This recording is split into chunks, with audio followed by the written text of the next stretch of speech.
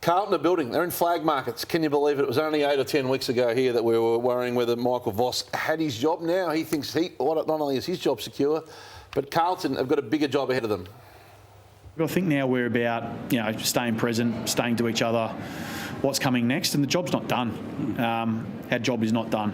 So we feel like we've still got more to give. There's still more season to play out. There's no guarantee still. Speaking of more to give, this is round 8. I was sitting there for 3AW watching this game and I thought, what a poor effort from Nick Newman. He just gave up and was ready to head for the bench for his rotation.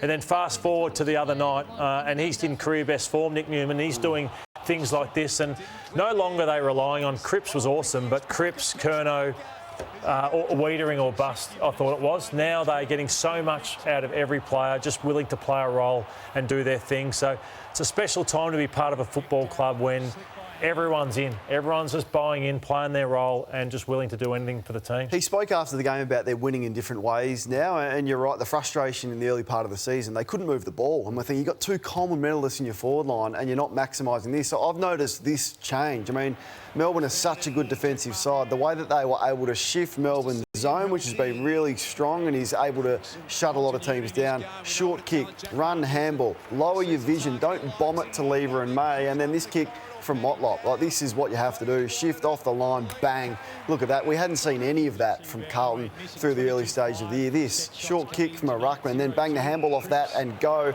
Get it into your forward line quickly. Give your forwards a chance. Terrific kick from Hollands to Martin there. That's been a big shift and a very positive one that makes them a real weapon. And nervous Carlton fans everywhere at the end of the game with bad flashbacks to last year and the famous last 2 games, but they have learnt some lessons in closing stages. Yeah, I'm not sure, Hutchie. I wonder how they'll look at that because, yes, they won the game, but did they actually learn from that? And I think it's still an area for them because this happened. Like that can't go there. And this is what happened last year that cost them the last 4 losses in a row. So just a bit of luck there that Sailor missed. They kept hacking the ball out. I thought their forwards came up too high up the ground. They probably didn't keep the ball in motion like you speak of, Lordo, that Collingwood do so well. And it was a bit of panic. Like, it's a panic kick there, central, which is not where you want to go. So, yes, they won, but perhaps they only won off a score review that went their way and Sailor missing a goal that he would usually bury. So I hope, even though they won, they look at that really closely and look to improve in those scenarios. The best situation for a coach is you've got selection headaches, and he's got some coming, and I want to look at what Michael Voss will do with so many players set to return. That's why they're playing so well. So I've taken a look at who's coming back for Carlton and who will go out, in my opinion. So I've got Chera coming in for Ed Curnow. I've got Walsh returning for Dow, who will go back to being the sub.